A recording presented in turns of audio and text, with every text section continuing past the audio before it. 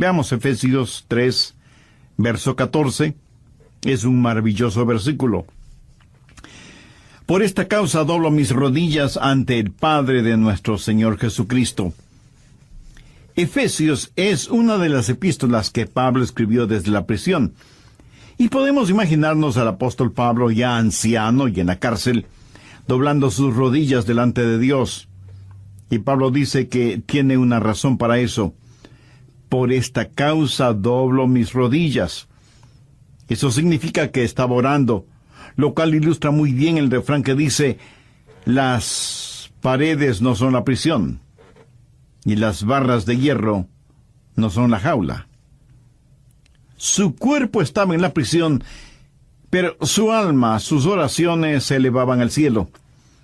Alguien dijo con mucha certeza y sabiduría que nunca somos más altos que cuando estamos de rodillas. Pablo está en la prisión, aislado, pero dice: por esta causa doblo mis rodillas. Esto es de gran ánimo para mí porque hay un ministerio en el cual todos podemos participar sin que importe dónde estemos. Es el ministerio de la intercesión.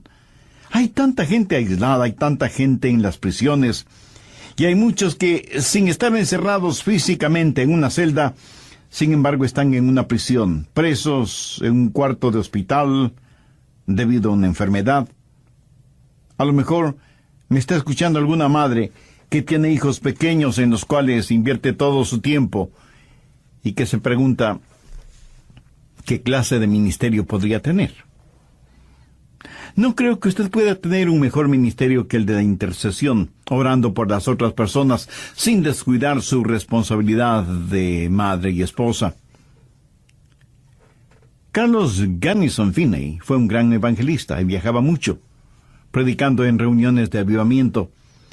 Era evidente el tremendo poder de Dios sobre su vida y su ministerio, y él tenía un amigo, un hermano en la fe, Carlos Nash, quien 2 o 3 semanas antes de que Carlos Finney llegara a determinada ciudad, él iba a esa ciudad y oraba e intercedía por los habitantes de esa ciudad y por el ministerio de predicación de Carlos Finney. Y estoy seguro que en el cielo, cuando las recompensas sean entregadas, juntamente con Finney, Nash compartirá esas recompensas. Más o menos lo mismo sucedió con Dwight L. Moody. Él era muy efectivo predicador en la iglesia, y 2 señoras de su congregación siempre le decían: hermano Moody, estamos orando por usted, estamos orando por usted. Y esto a él a veces le molestaba y pensaba: ¿por qué no oran por aquellos que necesitan? ¿Por qué no oran por los perdidos, por los pecadores? ¿Por qué tienen que orar por mí? Un día, según el mismo Moody lo contaba, estuvo caminando por las calles de Chicago y sintió el poder de Dios sobre él. No habló en lenguas, ni tuvo ninguna visión, ni sintió que tenía una palabra profética, nada de eso. Pero la presencia de Dios, el gozo de Dios fue tan abrumadoramente real que tuvo que ir a la casa de un amigo para que le permitiera estar a solas en un cuarto, a solas con Dios. Y ahí en ese cuarto le dijo a Dios: Dios, si no dejas de derramar tu gozo en mi vida, me voy a morir. Él tuvo una infusión del poder del Espíritu Santo, y mirándolo retrospectivamente, Moody dijo que estaba seguro esa experiencia fue el resultado de las oraciones de quienes intercedían por él, de manera especial esas 2 hermanas en su iglesia. Cuando yo era un joven predicador, todavía estaba en la universidad, y la primera cruzada de avivamiento en la cual prediqué fue en la Iglesia Bautista Trinitaria de Jacksonville, en la Florida. Fue una cruzada increíble, aunque mi predicación fue terrible. Y si usted me pregunta cómo sé que fue terrible, le contaré que no hace mucho estuve mirando las notas y bosquejos de esos mensajes y me pregunté a mí mismo: Adrián, no me digas que predicaste esos mensajes. Pues sí, lo hice, y me apresuré a destruir esas notas y bosquejos antes de que alguien los descubra. Lo increíble es que por haber estado predicando la palabra de Dios, Dios hizo honor a su palabra, porque Dios se manifestó en una forma extraordinaria. Y aunque desde entonces he predicado en muchas cruzadas de avivamiento, debo confesar que nunca he sentido tan viva la presencia de Dios que cuando prediqué en esa iglesia en Jacksonville. Y Dios sí tuvo que demostrar todo su poder, porque en cuanto a la parte homilética de mis mensajes, no era más que una sopita de fideos. En la universidad tuve un amigo, Ernie Harvey. No solo estudiábamos juntos, sino que jugábamos fútbol juntos, y él también era un predicador. El avivamiento que tuvimos en Jacksonville fue en la iglesia donde él era miembro. Él me dijo: Adrián, quiero que conozcas a mi mamá. Me pareció una buena idea, así que fuimos a su casa. Yo nada sabía del trasfondo que él tenía. Llegamos a una de las áreas más pobres de Jacksonville. Subimos a un segundo piso, a un pequeño apartamento. Me pareció que todos los muebles eran de segunda mano y no tenían sino lo elemental. Pero todo estaba muy limpio y ordenado. Sin embargo, todo tenía el sello de la pobreza. Y conocí a la mamá de Ernie. Debo decir que Ernie era un joven grande, robusto, de hombros anchos, atlético. Y yo no estuve preparado para lo que vi, porque la mamá de Ernie era una mujer pequeña, encorvada y enferma de artritis. Tenía los dedos de sus manos torcidos por la enfermedad, y la artritis era evidente no solo en sus manos, sino también en sus codos y en sus rodillas, y cada pasito que daba le producía gran dolor. Pero esa mujer tenía un muy dulce estado de ánimo y me preguntó: Adrián, ¿cómo estuvo la reunión de avivamiento anoche? Y yo le dije: señora Harvey, fue tremendo, increíble. Fue maravilloso lo que Dios hizo. Cuando dije eso, algunas lágrimas asomaron a los ojos de ella y dijo muy conmovida: yo sabía que Dios iba a bendecir esa reunión. Yo, un tanto extrañado, le pregunté: perdóneme, pero ¿cómo pudo saberlo? Usted no estuvo allí. Y ella, con una luminosa sonrisa, me contestó: jovencito, todo el tiempo mientras tú estuviste predicando, yo estaba de rodillas orando por ti. Y yo miré a esa pequeña mujer con su cuerpo deformado por la enfermedad, y pensé cuán difícil y doloroso debió haber sido para ella el ponerse de rodillas y permanecer arrodillada orando por mí. Y al considerar mi propio cuerpo, en ese entonces joven y fuerte, no pude sino sentir admiración por Mrs. Harvey y gratitud hacia Dios por el ministerio de intercesión que ella tenía. Cuando estemos en el cielo, muchas de las personas que nosotros creemos serán las primeras, serán las últimas, y muchos de quienes nosotros pensamos que serán últimos, serán los primeros.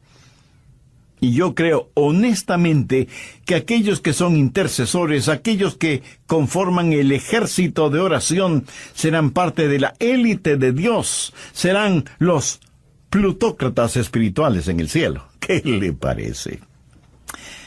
Pablo sabía del ministerio de intercesión, está en la cárcel. ¿Y qué es lo que dice? Por esta causa doblo mis rodillas ante el Padre de nuestro Señor Jesucristo. Ahora, muchas veces nosotros no sabemos por qué orar o cómo orar. Uno de los secretos que he aprendido y sigo aprendiendo es el utilizar las oraciones bíblicas y hacerlas mis propias oraciones. Esto no significa que estoy diciendo algo memorizado o verbalizando vanas repeticiones, pero permítame decirle un secreto. Cuando usted sepa lo que el apóstol Pablo oró y aprenda cómo él oró, entonces usted comenzará a orar por otros, como el apóstol lo hizo, y sus oraciones tendrán increíble poder, porque usted tiene la certidumbre de que está orando una oración bíblica, una oración que honrará al Espíritu Santo. Y esto es especialmente verdad cuando usted ora por sus hijos, su cónyuge, su pastor, sus hermanos en la fe y sus familiares y amigos a quienes trata de influenciar con las buenas nuevas de salvación. El secreto de una oración intercesora fuerte es el enfoque de la oración. Usted debe saber qué está enfocando cuando ora. Muchas personas se enfocan en los problemas en vez de enfocarse en Dios cuando oran. Y esa es la razón por la que nos sentimos desanimados, a veces cansados, y a veces hasta llenos de dudas e incredulidad porque nuestro enfoque al orar no es el correcto. ¿Qué es lo que hizo Pablo? Orar por los efesios. Y lo primero que hace es enfocar el infalible propósito de Dios para ellos. Ahora, cuando Pablo dice, por esta causa, ¿cuál causa? Retrocedamos un poco y leamos Efesios 3, los versos del 8 al 10. A mí, que soy menos que el más pequeño de todos los santos, me fue dada esta gracia de anunciar entre los gentiles el evangelio de las inescrutables riquezas de Cristo y de aclarar a todos cuál sea la dispensación del misterio escondido desde los siglos en Dios, que creó todas las cosas, para que la multiforme sabiduría de Dios sea ahora dada a conocer por medio de la Iglesia a los principados y potestades en los lugares celestiales. Esto quiere decir que debemos mostrar la sabiduría de Dios a todos los seres humanos en la tierra. Y el verso 11 es el verso clave, conforme al propósito eterno que hizo en Cristo Jesús nuestro Señor. Dios tiene un propósito eterno. Y ese propósito eterno trasciende las pequeñas cosas que nos molestan en la actualidad y que comparativamente son insignificantes. El verso 12, refiriéndose al Señor Jesucristo, dice, en quien tenemos seguridad y acceso con confianza por medio de la fe en Él, por lo cual pido que no desmayéis a causa de mis tribulaciones por vosotros, las cuales son vuestra gloria. Por esta causa doblo mis rodillas. Pablo está orando para que ellos, los efesios, sean parte del eterno propósito de Dios. Ahora, la razón por la cual nosotros fallamos mucho en la oración es porque no conocemos la voluntad de Dios. Por ejemplo, cuando alguien está enfermo, oramos, Señor, ten la bondad de sanarlo. O cuando alguien pierde su trabajo, Señor, provéele de trabajo, y así por el estilo. Pero muchas veces realmente no sabemos. Tal vez no es la voluntad de Dios que esa persona sane de inmediato o que encuentre trabajo rápidamente en otro lugar. Tal vez les bendijo con buena salud y buen trabajo y sin embargo, ellos fueron infieles a Dios. O no fueron buenos administradores de lo que Dios les había dado. Tal vez nuestra oración no debe ser, Señor, provéele de trabajo, sino más bien, Señor, ayúdale para que te sea fiel. No lo sabemos. O si están enfermos, oramos para que Dios les restaure la salud. Pero a lo mejor Dios no quiere sanarles. A lo mejor Dios quiere llevarlos al cielo. Y mientras Jesús está orando, Padre, deja que estén conmigo donde yo estoy, para que ellos contemplen mi gloria, nosotros oramos para que los deje. Seamos honestos. Muchas veces nosotros no sabemos la voluntad de Dios. Cuando oro por mis hijos, y trato de hacer eso todos los días, yo digo, Dios, ayúdales para que permanezcan en tu eterno propósito. Yo sé que esa es la voluntad de Dios y no tengo que estar adivinando al respecto. Y puedo orar por eso con la absoluta certeza de que esa es la voluntad de Dios, que permanezcan en su propósito eterno. Y esa es la razón por la cual la verdadera oración debe estar unida al estudio bíblico para saber cuál es el eterno propósito de Dios para nuestros hijos y para nosotros mismos. Ahora, pudiera ser que yo no sepa cómo orar por la universidad a la que mis hijos irán o por el trabajo que necesitarán, pero sí puedo orar con fe y decir, querido Dios, en el nombre de Jesús, ayuda a cada uno de mis hijos y nietos para que sean parte de tu propósito eterno. Por esta causa, yo doblo mis rodillas. Pero no solo se debe enfocar en el infalible propósito de Dios para ellos, sino también en la inagotable provisión para ellos. Veamos lo que dice Pablo en Efesios 3:16. Para que os dé conforme a las riquezas de su gloria. Quiero que note que no solo habla del propósito de Dios, sino también de la provisión de Dios. Y la provisión de Dios viene de las riquezas de su gloria. Pero cuando Dios tiene un propósito, lo puede realizar porque es extraordinariamente rico. El presupuesto de Dios siempre está bien balanceado. Cuando usted ora por sus hijos, o por su esposa, o por su esposo, o por sus familiares, o por su pastor, o por sus amigos, no ponga su enfoque en los recursos humanos, ponga su atención y su enfoque en la provisión del cielo.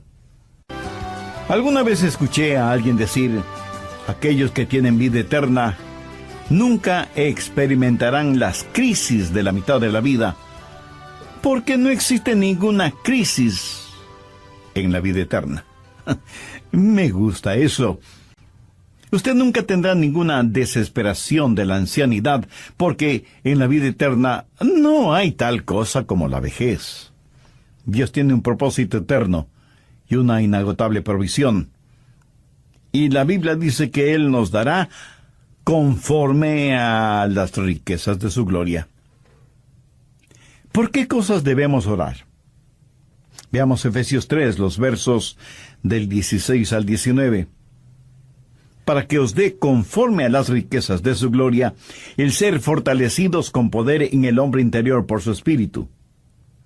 Para que habite Cristo por la fe en vuestros corazones, a fin de que, arraigados y cimentados en amor, seáis plenamente capaces de comprender con todos los santos cuál sea la anchura, la longitud, la profundidad y la altura, y de conocer el amor de Cristo que excede a todo conocimiento, para que seáis llenos de toda la plenitud de Dios.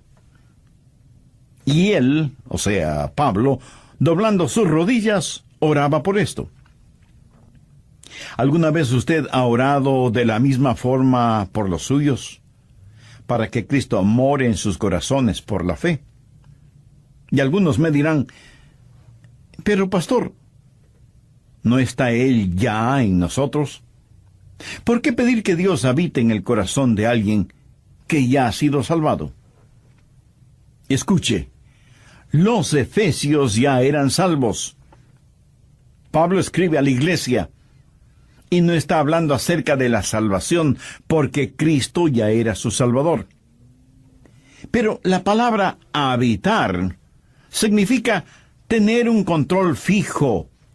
Conlleva la idea de ser el propietario indiscutido e indiscutible. En realidad lo que está diciendo es, yo no quiero que el Señor sea solo Salvador. Quiero que sea el soberano. No quiero que Cristo tenga solo un lugarcito en sus corazones. Quiero que Él tenga la preeminencia en sus vidas. Que Él habite, sea el dueño de casa y esté en control de todo.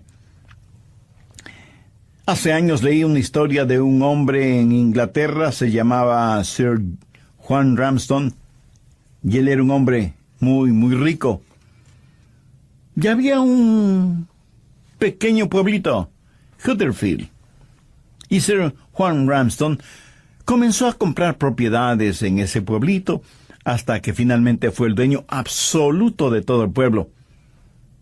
Pero había un anciano cuáquero que tenía su casita casi en la mitad del pueblo y no quería venderla. Sir Ramsden vino y le dijo, quiero comprar tu propiedad. Señor, mi propiedad no está a la venta. Sir Ramsden insistió, te pagaré lo que me pidas por ella.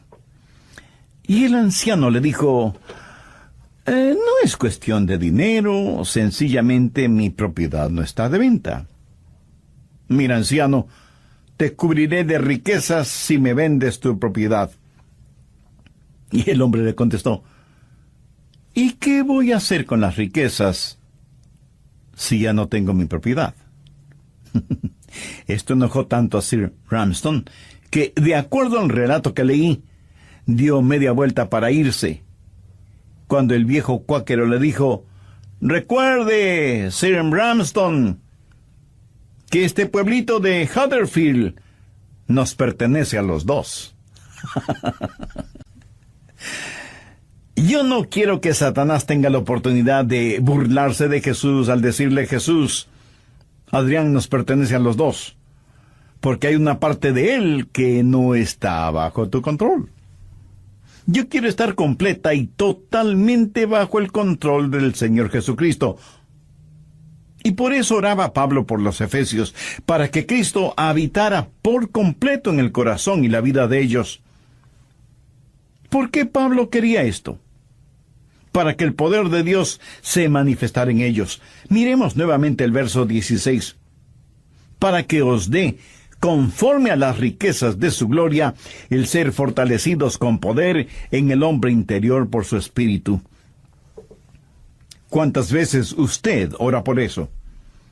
Generalmente oramos por fortaleza para aquellos que amamos, pero rara vez oramos por la fortaleza interior del ser espiritual. En las iglesias, la mayoría de las oraciones son por necesidades físicas, de salud, y se oyen nombres de enfermedades que ni siquiera sabíamos que existían.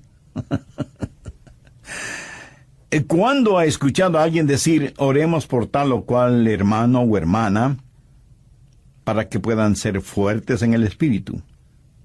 Y esto es precisamente lo que pedía Pablo para los efesios: «Para que os dé, conforme a las riquezas de su gloria, el ser fortalecidos con poder en el hombre interior por su espíritu».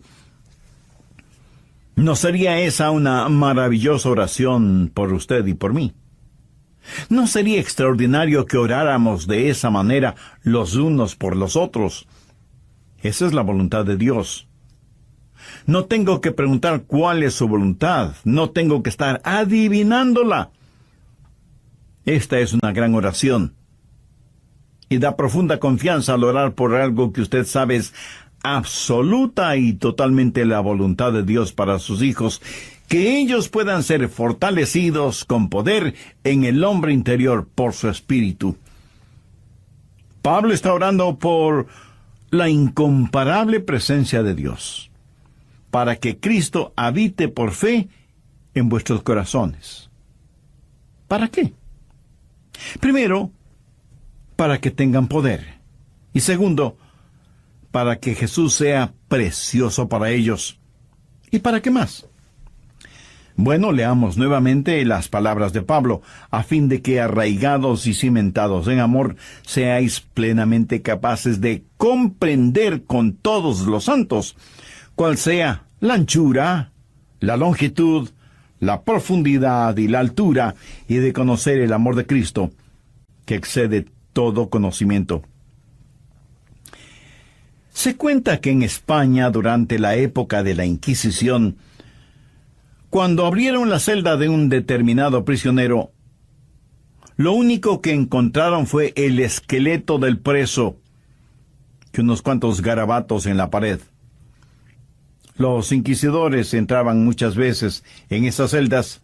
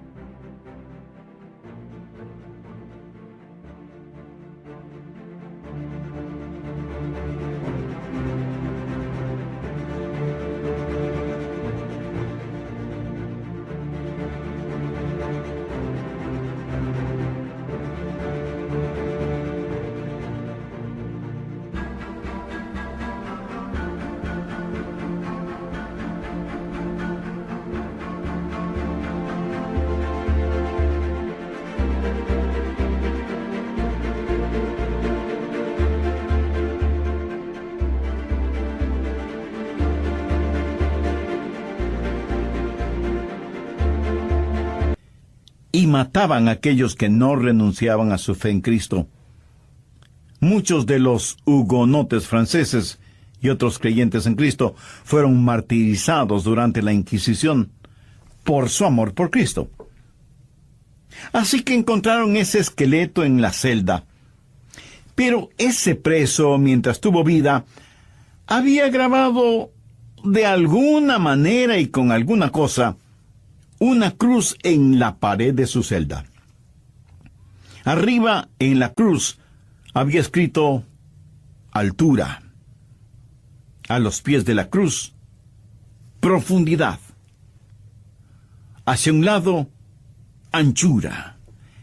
Y hacia el otro lado, longitud. Ese preso seguramente sabía de memoria Efesios 3:18, a fin de que arraigados y cimentados en amor, seáis plenamente capaces de comprender con todos los santos cuál sea la anchura, la longitud, la profundidad y la altura, y de conocer el amor de Cristo, que excede todo conocimiento. El amor de Dios incluye a todos, nunca termina, sus riquezas son inagotables, y su amor nos eleva hasta la gloria. Pablo está diciendo: hermanos, estoy arrodillado orando por ustedes, para que Cristo habite por fe en sus corazones, para que puedan ser fortalecidos interiormente, y sus ojos espirituales sean abiertos, para que puedan ver el increíble amor de Dios. Usted ora en base del infalible propósito de Dios y en base de la inalterable provisión de Dios. Y ora en base a la indiscutible presencia de Dios. Pero también debe orar en base a las ilimitadas posibilidades de Dios. Y esto es realmente emocionante. Al menos lo es para mí. Veamos lo que dice Efesios 3:20. Y aquel que es poderoso para hacer todas las cosas mucho más abundantemente de lo que pedimos o entendemos, según el poder que actúa en nosotros. Cuando oramos, necesitamos enfocarnos en estas ilimitadas posibilidades, no en los problemas ni en las dificultades.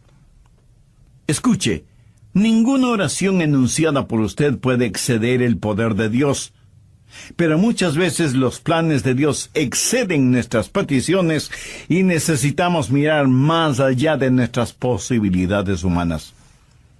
Necesitamos entender este versículo muy cuidadosamente, porque si no lo hacemos así, podemos dejar de ver que Dios está contestando nuestra oración y no sabemos qué es. Porque la Biblia dice que Él es poderoso para hacer todas las cosas mucho más abundantemente de lo que pedimos o entendemos. Así que podemos pedir una cosa y pudiera ser que Él nos dé algo diferente. Porque no tenemos la mentalidad para pedir aquello que realmente necesitamos. Y por eso terminamos pidiendo lo que no queremos.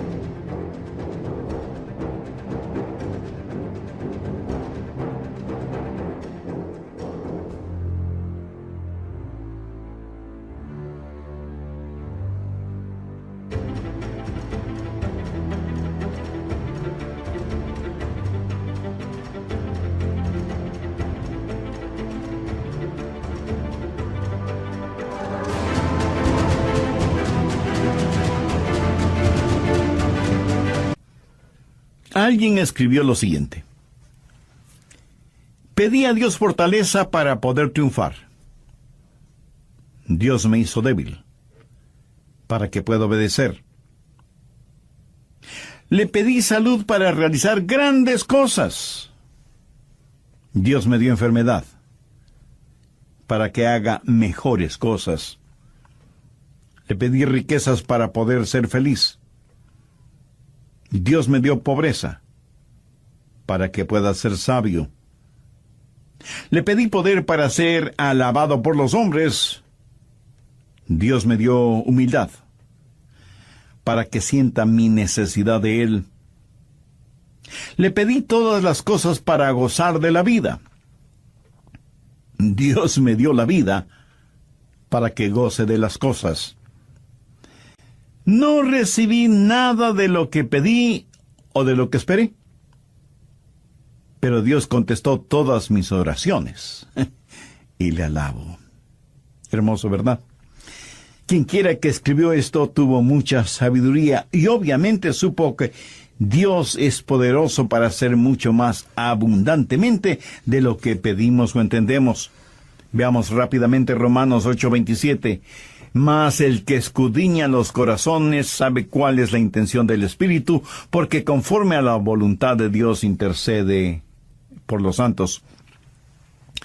Cuando usted ora y dice, Dios, sé que tú eres poderoso para hacer todas las cosas, que ni siquiera puede empezar a comprenderlo. No solo eres poderoso para hacerlo,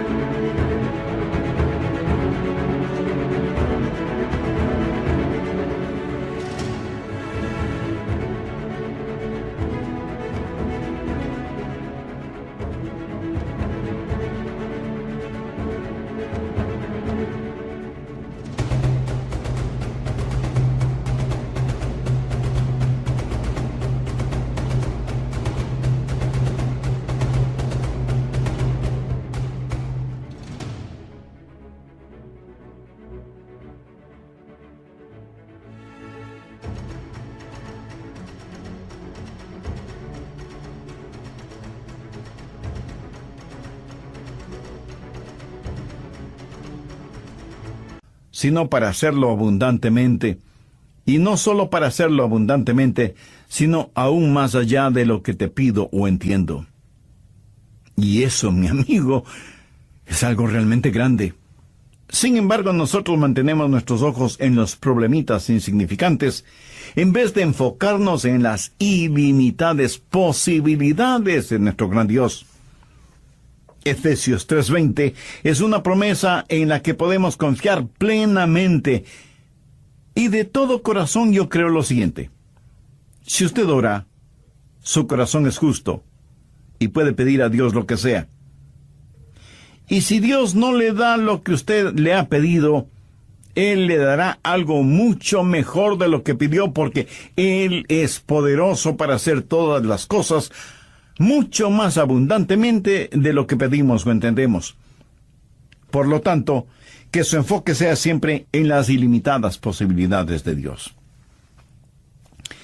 Finalmente, cuando ora por sus amigos y cómo influir en las personas, ore por la interminable alabanza a Dios por medio de ellos. ¿Alguna vez ha notado la forma en que Pablo termina su oración en el capítulo 3 de Efesios? Esto es lo que él dice. A Él sea gloria en la iglesia en Cristo Jesús, por todas las edades, por los siglos de los siglos. Amén. Es como si Pablo les estuviera diciendo a sus hermanos en Éfeso, ¿saben lo que yo deseo para ustedes?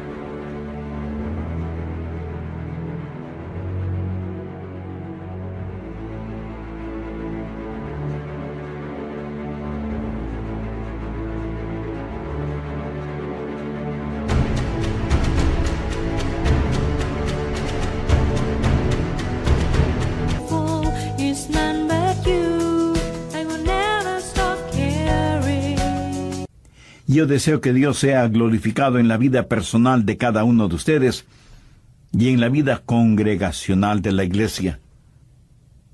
Amigo, me pregunto si ese es su deseo para sus seres amados, que Dios sea alabado y glorificado por medio de la vida de ellos. ¿Es ese mi más importante deseo como pastor y predicador de la palabra de Dios? En todo lo que hago, busco el que Dios reciba la gloria. Verá, es muchísimo más importante cuando usted ora buscando la gloria de Dios que cuando ora buscando el bienestar personal o familiar. Si usted tiene la gloria de Dios en forma natural, tendrá el beneplácito de los hombres. La gloria de Dios y el beneplácito de los hombres no están en competencia. Lo que sucede es que muchas veces como que solo caminamos alrededor de la gloria de Dios, pero tenemos nuestra mirada puesta en el beneplácito de los hombres.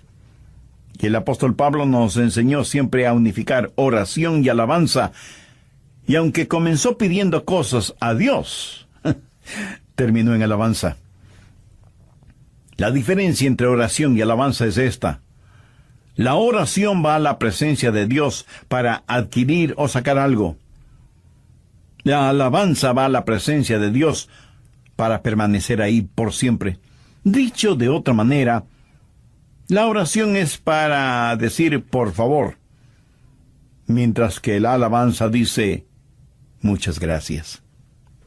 Y permítame añadir que la alabanza sin oración no es más que presunción, y la oración sin alabanza es incredulidad. Pero juntas, oración y alabanza traen el poder y la gloria de Dios a nuestras vidas. Le voy a pedir que haga algo. Piense en alguien a quien realmente ama y que está en necesidad. Y con su Biblia en las manos, póngase de rodillas y comience a orar por esa o esas personas. Ore por cosas específicas en relación con esas personas. Permítame decirle que yo lo he hecho y eso me ha proporcionado enorme satisfacción, porque no tengo que estar adivinando acerca de algo, ni tengo que estar preguntando, Señor, ¿qué quieres que haga? Sé que Dios tiene un propósito infalible, sé que Dios tiene riquezas interminables, y sé que Dios quiere vivir en ellos con su presencia incomparable para fortalecerles con poder en su ser interior. Él quiere que vean la gran panoplia de la dimensión de su amor. Y sé que hay ilimitadas posibilidades porque Dios tiene el poder para hacer cosas mucho más abundantemente de lo que pedimos o entendemos. Y Él quiere glorificarse en todos nosotros. ¿No sería esa una manera extraordinaria de orar por los demás? Todos necesitamos aprender más y más acerca de la oración intercesora, y solo Dios puede enseñarnos. Permítale a Dios hacer en su vida lo que Él crea necesario hacer para que pueda usted ser un guerrero de oración a favor especialmente de su esposa e hijos,